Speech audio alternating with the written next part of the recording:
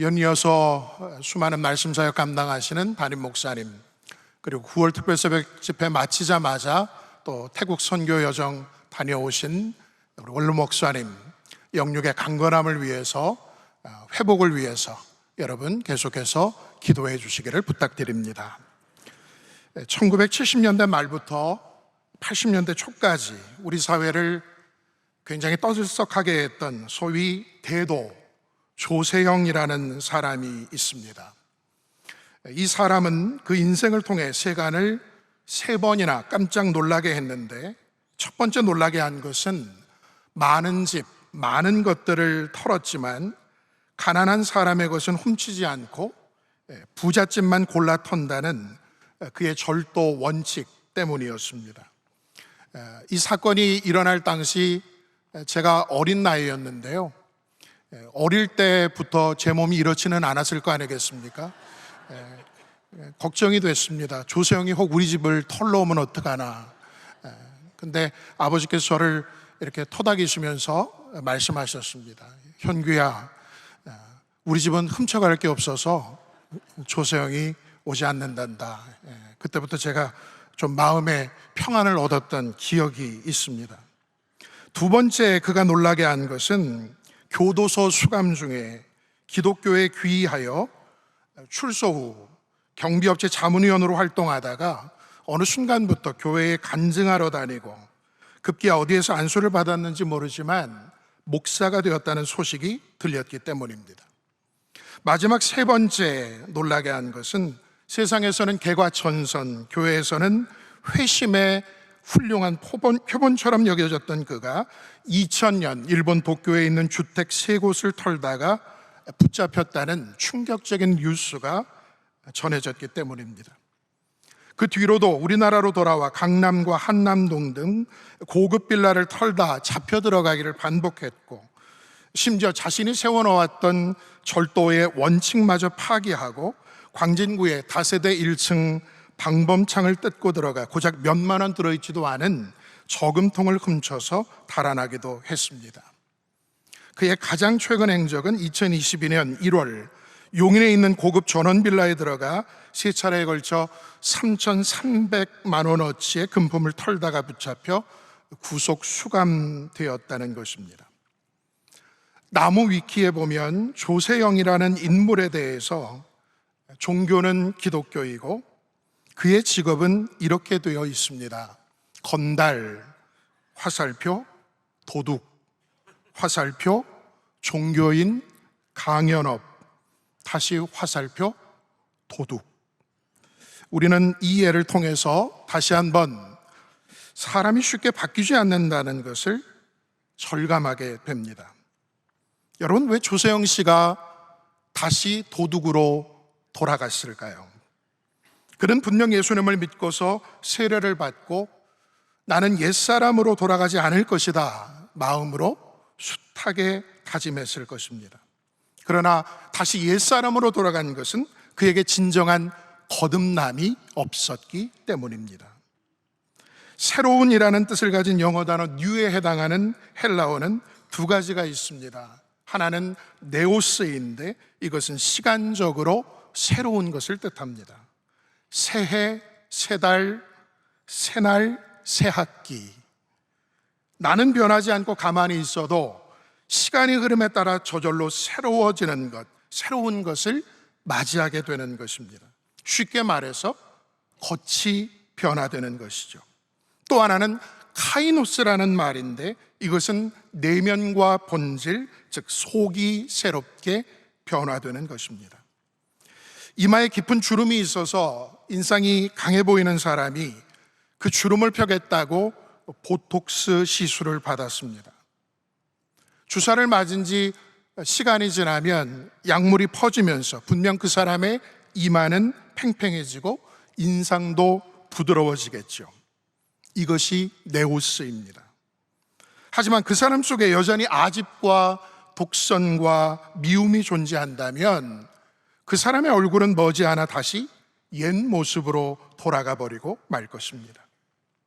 중요한 것은 그 사람 속에 포용과 사랑으로 새롭게 변화되었는가 하는 카이노스가 중요한 것입니다.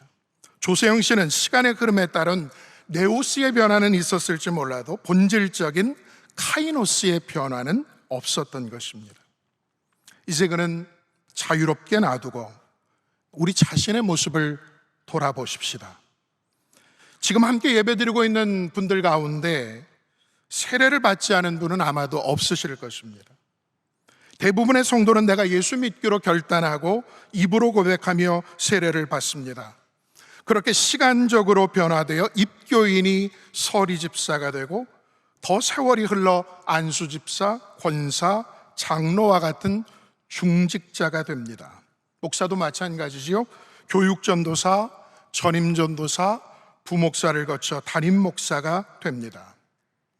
이처럼 세월이 흘러 직분이 새로워지는 것은 네오스적인 변화입니다.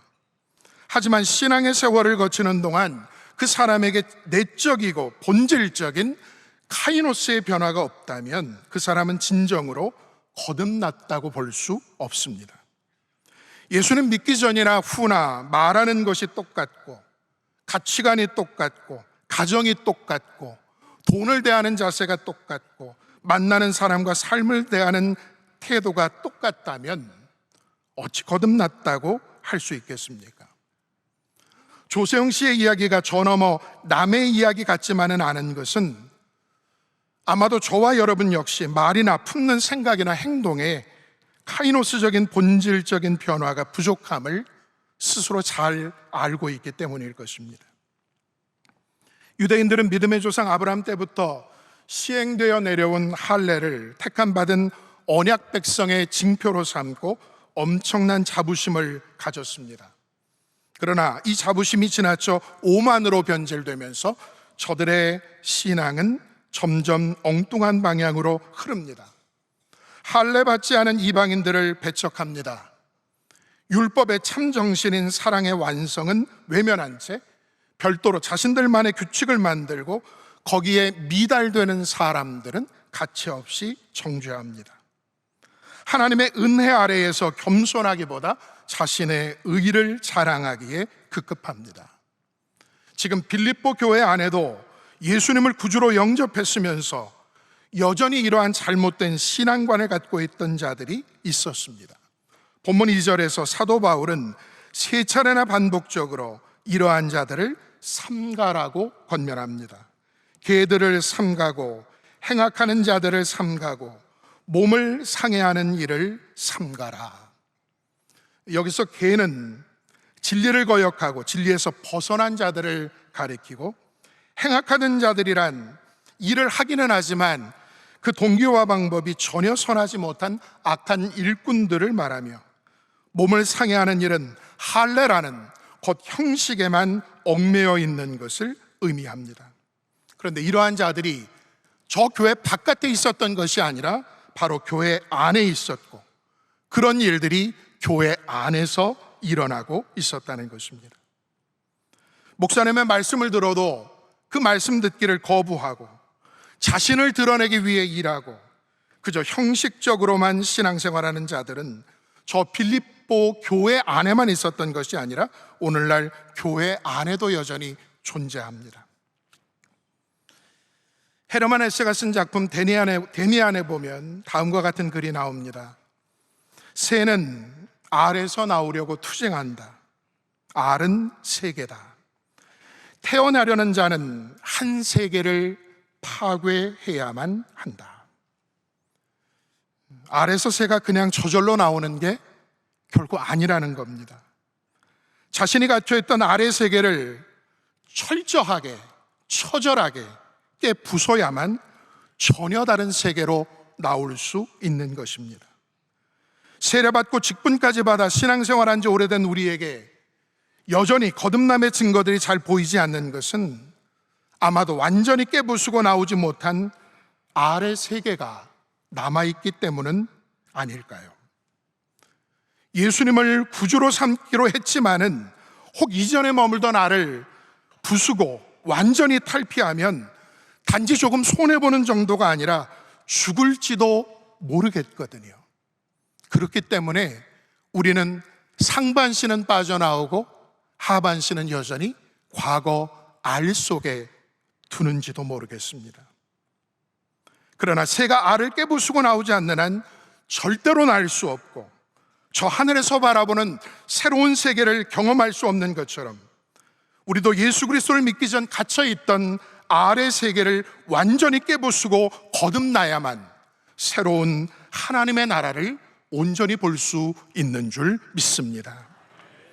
지난주 우리 담임 목사님께서 우리가 거듭나기 위해서는 지속적으로 말씀에 막 흔들려야 한다고 말씀하셨습니다. 본문 1절에서 바울은 빌립보 교회 성도들에게 이렇게 편지합니다. 그토록 나의 형제들아, 주 안에서 기뻐하라. 너희에게 같은 말을 쓰는 것이 내게는 수고로움이 없고 너희에게는 안전하니라. 같은 말을 썼다고 했는데 바울은 빌립보 성도들의 거듭남을 위해서 지속적으로 말씀을 보내 흔든 것입니다. 빌립보서의 각 장마다 그것이 기록되어 있습니다. 각 장의 그 대표적인 말씀들을 오늘 이 아침 우리가 함께 찾아서 읽기를 원하는데, 이 말씀을 우리가 읽을 때에 그 말씀이 우리의 가장 깊은 속 본질을 흔드시는 역사가 있기를 소망합니다. 빌립보서 1장 27절, 28절 말씀입니다. 빌립보서 1장 27, 28절 말씀, 우리 한 목소리로 이 말씀 읽겠습니다. 오직 너희는 그리스도의 복음에 합당하게 생활하라.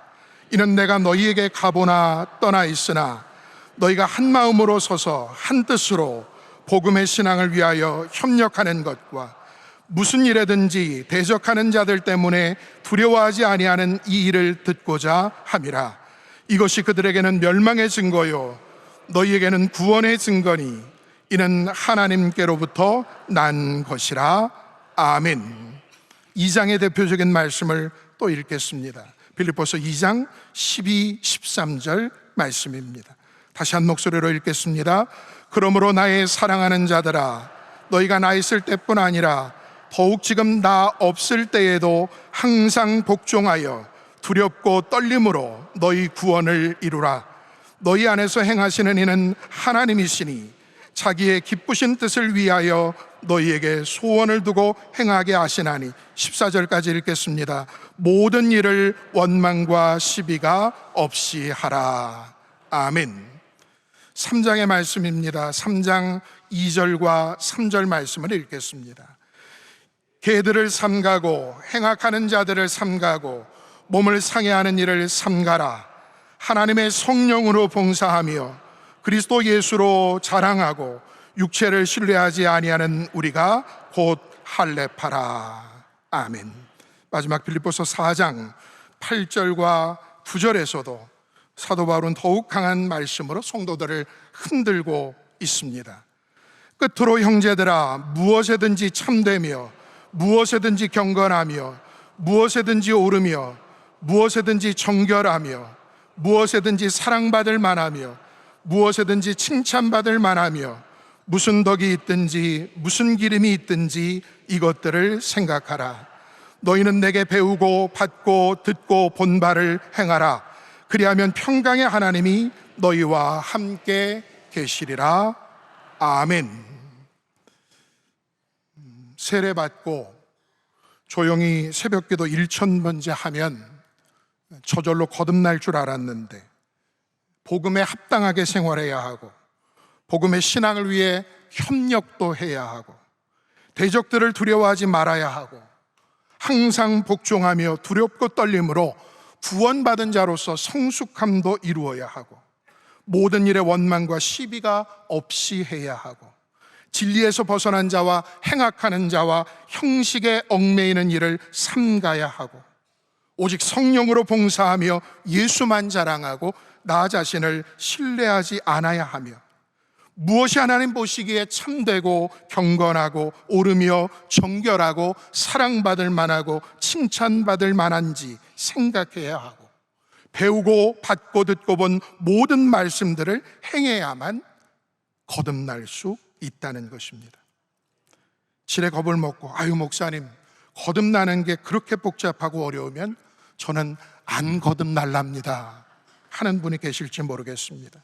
그런데 지난 주일 담임 목사님께서 말씀하신 대로 성도는 반드시 영적으로 거듭나야만 합니다.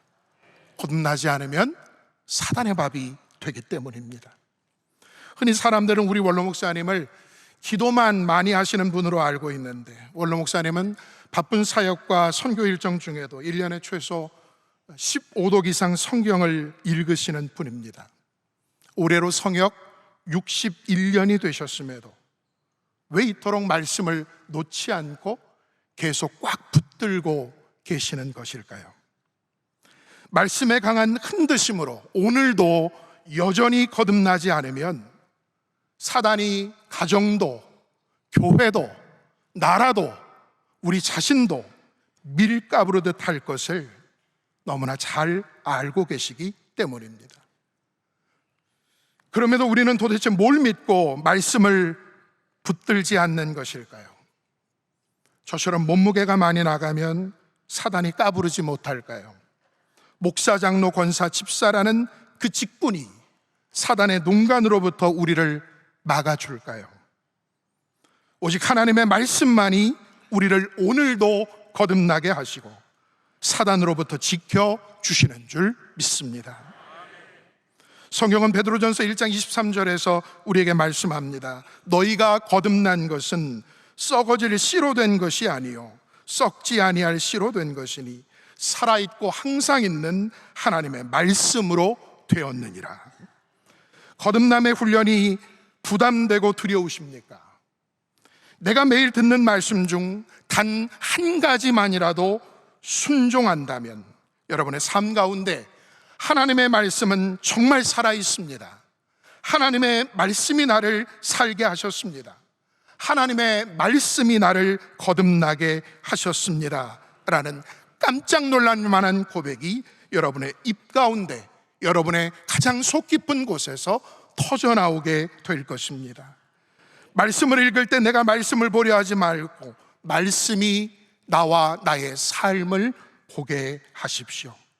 말씀이 내 생각과 마음과 입술의 말을 흔들어 나를 거듭나게 하실 때까지 말씀을 묵상하십시오.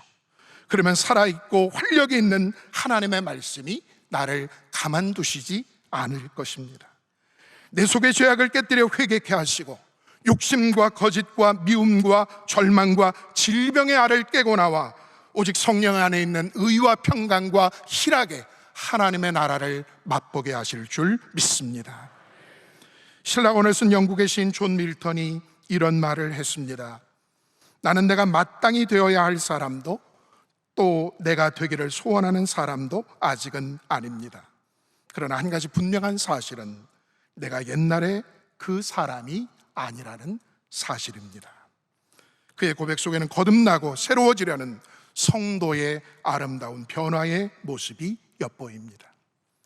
이것이 예수 그리스도를 통하여 거듭나 새 생명을 얻은 사람의 고백입니다. 사랑하는 성도 여러분, 우리가 예수를 주로 고백하고 세례받은 것은 거듭남의 완성이 아니요 거듭남의 새로운 시작임을 기억하십시오. 성도의 거듭남은 언제나 진행형입니다. 성도된 것보다 거듭난 성도로 사는 것이 더 중요합니다. 직분을 받는 것보다 거듭난 직분자로 사는 것이 더 중요한 것입니다. 하나님은 세례받은 우리가 그것에 만족하지 아니하고 천국의 시민권자로서 계속 거듭나기를 원하십니다. 하나님, 이 새벽 우리가 귀의 할례를 받아 진리의 말씀을 바로 듣고 순종하기를 원하십니다. 하나님, 우리가 입술의 할례를 받아 은혜롭게 말하고 복음을 전파하는 자 되기를 원하십니다. 하나님은 우리가 마음의 할례를 받아 오직 주님만 자랑하며 신뢰하기를 원하십니다. 날마다 주시는 말씀으로 모든 외식의 껍데기를 깨부수고 오직 성령으로 예배하고 기도하고 봉사하며 오직 예수 그리스도로 자랑하고 하나님만 신뢰하는 새로운 거듭남의 은혜가 이 새벽 하나님 앞에 예배하는 여러분 모두에게 있기를 주님의 이름으로 간절히 축복합니다.